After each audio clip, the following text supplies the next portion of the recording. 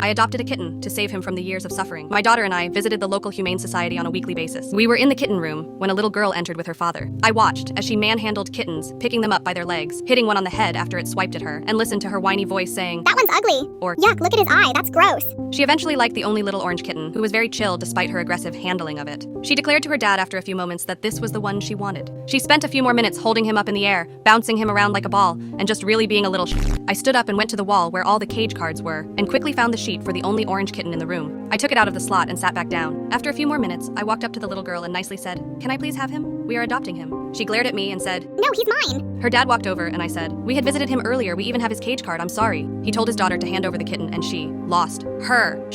She carried on and screamed like a spoiled brat for 5 minutes, while holding on to the terrified kitten who was trying to get away. It took her dad yelling at her to get her to finally throw the kitten across the room and stomp away. My daughter went and picked up the kitten, and long story short, Otis has now been happily living his best life in my home.